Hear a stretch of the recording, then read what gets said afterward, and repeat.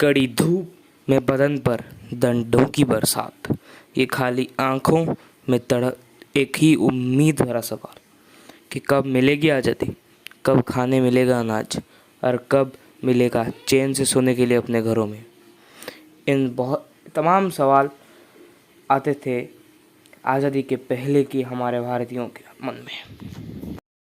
तो hello friends, मैं हूं आपका दोस्त Prayas from the sad stories and facts. मैं आपको पहले सॉरी कहना चाहूँगा as we are not active for at least 1 year. लेकिन अभी कोई फिक्र की बात नहीं, as we are back with a new name. एक नए नाम और एक नए पहचान के साथ वापस आ चुके हैं और हमारे न्यूज़ चैनल का नाम है सैड स्टोरीज एंड फैक्ट्स। तो please subscribe to our channel and don't forget to like this video as this video will be become very interesting for you. दोस्तों, इस वीडियो में आपको जानने मिलेंगी बहुत ऐसी जानकारियाँ जो शायद ही आप जानते होंगे। ये है इसमें हम इतिहास के पन्नों को फिर से घुमा के देखेंगे क्या सच है और क्या झूठ। Friends, this video is going to be very interesting और इस वीडियो में आपको बहुत सारी चीज़ें जानने को मिलेंगी जो आप नहीं जानते होंगे। तो please like this videos and subscribe to our channel. Thank you. तो जब भी हम करते हैं आज़ादी की बात तो हमारे मन में कई सारे फ्रीडम फाइटर्स के नाम उठते हैं। जैसे महात्मा गांधी तो सबसे पहले उठता है, और नेताजी सुभाष चंद्र बोस, जवाहरलाल नेहरू, भगत सिंह, लाल बहादुर शास्त्री और तमाम बहुत सारे। लेकिन उनमें दो सबसे महत्वपूर्ण हैं। तो पहले नंबर पे आते हैं मोहनदास करमचंद गांधी, जिन्होंने अपने सत्य और अहिंसा के मार्ग से ये लड़ाई लड़ी। और दूसरे हैं नेताजी सुभाष चंद्र बोस, जिनकी विचारधारा कुछ ऐसी थी कि अंग्रेजों को प्यार और शांति से नहीं बल्कि लड़ाई और हथियारों से ही इंडिया से बाहर निकलने का इनका जो विचारधारा था वो गांधी जी से बहुत ही अलग था, जिनकी वजह से इन्होंने अपने खुद ही एक फ़ौज बनाई थी, आज़ाद हिंद फौज। तीसरा चेहरा एक ऐसे आदमी का है जिसके बारे में आपने ना कभी कल्पना की होगी और ना ही कभी इस आदमी के बारे में इंडिया के इंडिपेंडेंस में इंडिया के इंडिपेंडेंस में ना ही जिक्र है और ना ही किसी ने इसके बारे में कुछ कहा है। लेकिन इस आदमी को हम लोग जानते थे वर्ल्ड्स रूथलेस मैन, मतलब दुनिया का सबसे बड़ा क्रूर और जालिम तानाशाह के नाम से। लेकिन किस्मत का पहिया तो देखो कि यही आदमी हमारे लिए बन के आया, एक मसीहा से कम नहीं था, क्योंकि मेरे हिसाब से तो इसका योगदान सबसे महत्वपूर्ण था। अगर ये आदमी नहीं होता तो शायद ही आज हमारा भारत आज़ाद होता। आके सुनते जाइए और अपनी राय कमेंट सेक्शन में बताना मत भूलिएगा। तो ये और कोई नहीं, दुनिया का सबसे क्रूर और तानाशाह अडोल्फ हिटलर, जिसने पूरे दुनिया के नाक में दम करके रखा था। ये नाजी पार्टी का लीडर था और जर्मन का बहुत ही बढ़िया politician. He was born in 20 April 1889, Braunau am Inn Austria Hungary. Main point is क्यों हमें नहीं बताया गया कि अडोल्फ हिटलर, सुभाष चंद्र बोस का योगदान मोहनदास करमचंद गांधी से भी ज़्यादा था, क्योंकि उन्हीं की वजह से ही आज आई थिंक कि आज इंडिया आज़ाद है। लेकिन जब हम बचपन से बात करते हैं तो हमारे सामने सारे लोग एक ही चेहरे के बारे में बताते हैं और वो है मोहनदास करमचंद गांधी का। क्यों ऐसा हो रहा था, क्यों ऐसा हो रहा था और क्यों लोग चाहते थे कि हमें सिर्फ एक ही आदमी के बारे में पता चले और वो है मोहनदास करमचंद गांधी का और किसी के बारे में नहीं। लेकिन इस इतिहास के काले झूठ को हम सच में बदलेंगे और पता लगाएंगे कि आखिर सच क्या है। तो एंड तक बने रहे मेरे साथ। तो फ्रेंड्स, हमारे सामने है 3 चेहरे, लेकिन जंग सिर्फ एक ही है, भारत को आज़ादी दिलाना। मैं आपको अपॉर्चुनिटी देना चाहूँगा कि आप कमेंट सेक्शन में जाएंगे और अपनी राय कमेंट्स में देंगे कि किसका योगदान सबसे ज़्यादा था। अगर कर लिया हो तो let's go back in history and discover the unknown dark secrets of Indian independence. So watch till the end. तो हमारे जो पहले योद्धा हैं मोहनदास करमचंद गांधी, जिनका जन्म 2 अक्टूबर 1869 में गुजरात के पोरबंदर में हुआ था। महात्मा गांधी जी एक ऐसे योद्धा थे जो सत्य और अहिंसा के मार्ग से अंग्रेज़ों को भारत से हटाना चाहते थे। और यही नहीं बल्कि उनकी यही सोच की वजह से अंग्रेज़ों की जो सिस्टम थी और उनके साथ उनकी अर्थव्यवस्था को भी डामाडोल कर दिया था। ये तस्वीर है चंपारण के आंदोलन के पहले की, जब गरीबी और भूखमरी का तांडव झेल रहे थे किसान और 2 वक्त की रोटी के लिए भी तरस जा रहे थे बच्चे, और चारों तरफ सिर्फ गरीबी, भूखमरी और बीमारी ही छाई हुई थी। लेकिन जब गांधी जी ने अपना चंपारण का आंदोलन शुरू किया सन 1917 10 अप्रैल को, तब अंग्रेज़ों को मजबूरन हमारे बंजर ज़मीनों पे अपने मुआवजे देने पड़ गए थे और हमें थोड़ी चैन की राहत मिली थी गांधी जी के इस आंदोलन के बाद। इतना ही नहीं, ये लोग हमसे हमारे ही चीज़ खरीदने के लिए भारी टैक्स लेते थे, जिसके लिए गांधी जी चुप नहीं बैठे। इन्होंने शुरू किया दांडी मार्च, लवण सत्याग्रह या फिर सॉल्ट मार्च, जिसमें बहुत सारे लोग इनका साथ देते हुए साबरमती से बहुत दूर तक गए थे, या आई थिंक कि 250 माइल्स होगा। एंड 1930 में ये इन्होंने शुरू किया था मार्च में और एंड किया अप्रैल में। उन्हें टैक्स हटाना पड़ा, लेकिन गांधी जी इतने में ही चुप नहीं रहे। ये उनका अहिंसावादी योद्धा गांधी जी का ये तो सिर्फ पहला ही कदम था, अभी दूसरा कदम बाकी था। दूसरा कदम ये था, तभी मज़ा आया जब लॉयर्स ने कोर्ट छोड़ दिए, मोर देन 1000 एटलीस्ट, और टीचर्स ने स्कूल छोड़ दिया और वर्कर्स ने दफ्तर छोड़ दिए।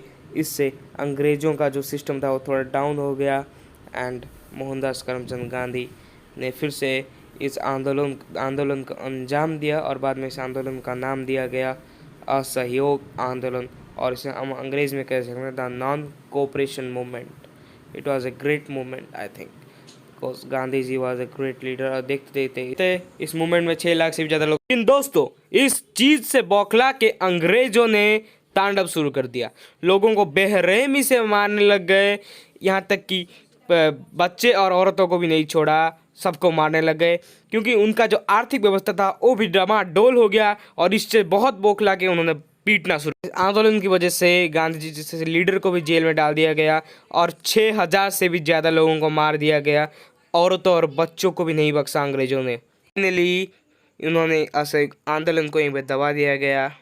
गांधी जी के इतने सारे आंदोलन के बाद अब लोग अपने हिम्मत को पहचान चुके थे, उनमें एक जज्बा पैदा हुआ कि अब हम भी अंग्रेज़ों के खिलाफ लड़ सकते हैं। और देखते ही देखते 1942 में गांधी जी फिर वापस आ गए और लोगों को उकसाना शुरू कर दिया कि और अनाउंस कर दिया कि जब तक हमें अभी आज़ादी नहीं मिलती हम चुप नहीं बैठेंगे।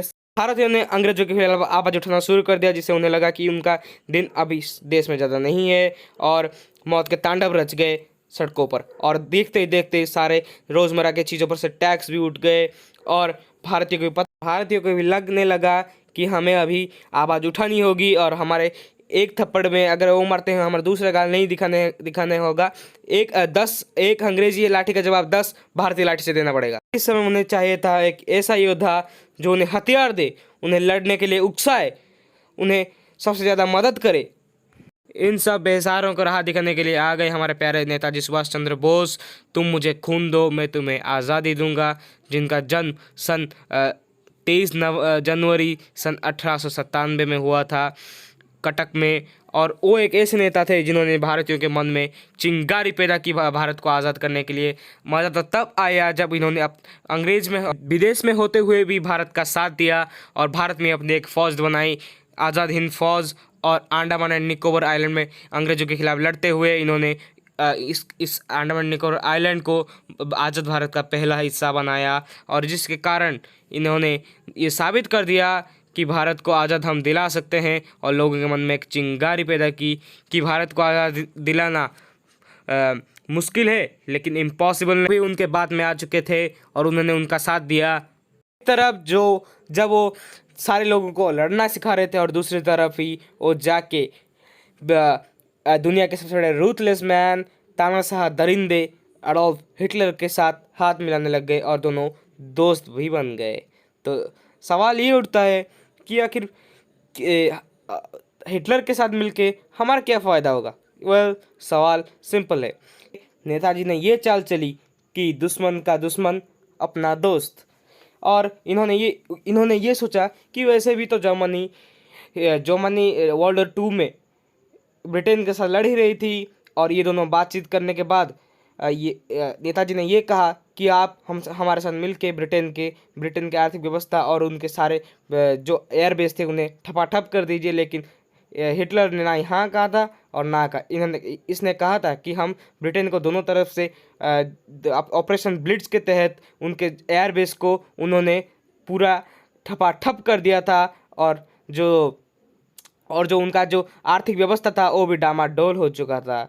तो फिर जो नेताजी सुभाष चंद्र बोस थे, उनका जो आकर्षक व्यक्तित्व था, उसकी वजह से उन्होंने जापान के साथ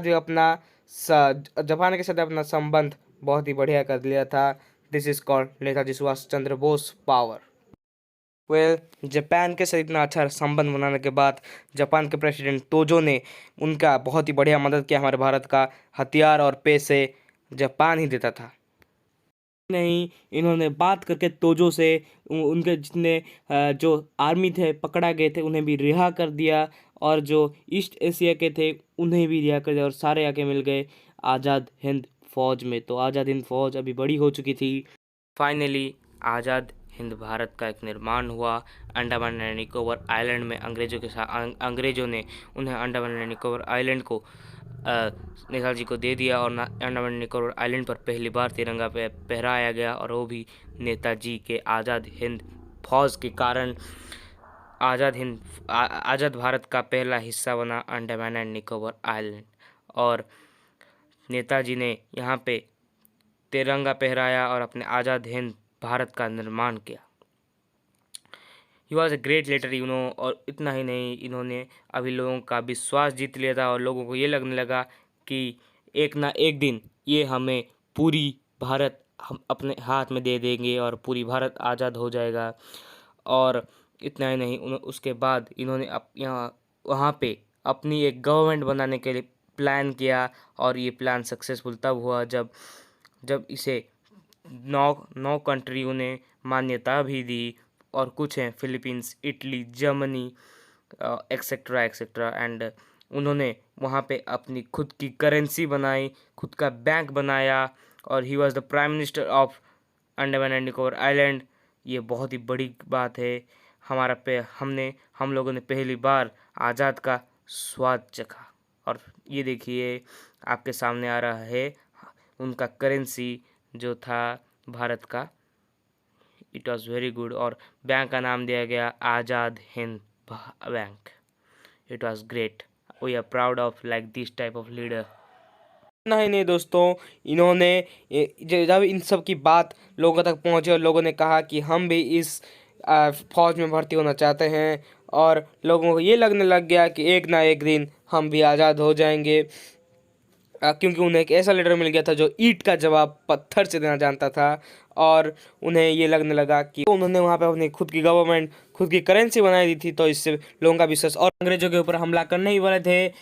लेकिन 1945 के सुबह न्यूज़पेपर में हेडलाइन आई कि जर्मनी लीडर एडोल्फ हिटलर ने खुदकुशी कर ली, और इससे लगा भारत को एक बढ़िया झटका।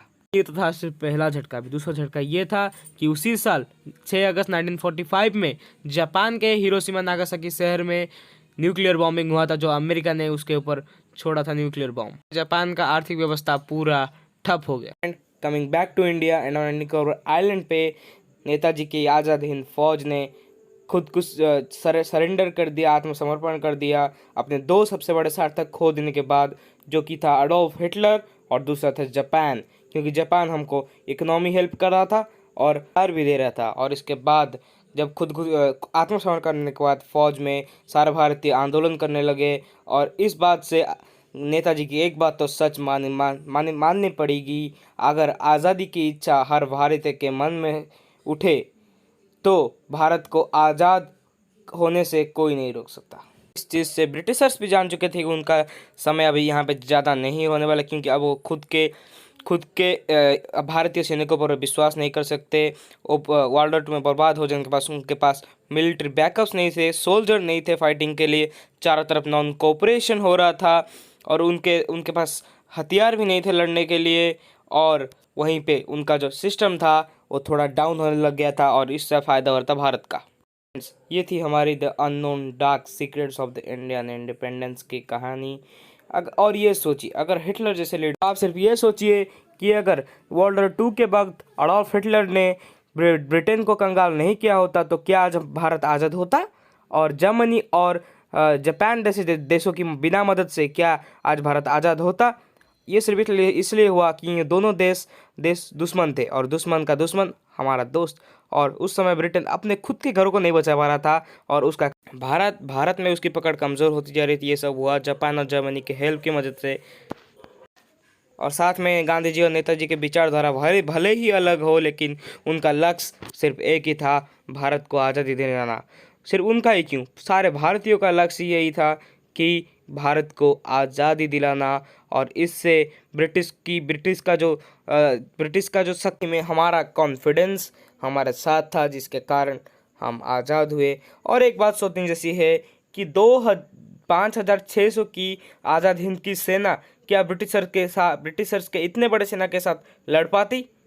अगर उन्हें जापान हथियार नहीं देता, आज़ाद हिंद के कुछ सैनिकों को अगर रिलीज़ नहीं करता, तो शायद ही आज हम आज़ाद होते। और अगर सुभाष चंद्र बोस जाके एडोल्फ हिटलर के साथ हाथ नहीं मिलाते, तो इंग्लैंड या फिर ब्रिटेन आज इतना कंगाल नहीं होता, जिससे वो 200 सालों से जो हमारे साथ अत्याचार करता आ रहा था वो वही करता। भले ही आंदोलन होते, लेकिन वो उन्हें दबा देता था, जैसे पहले दबाया गया था, जैसे कि असहयोग आंदोलन को दबाया गया था।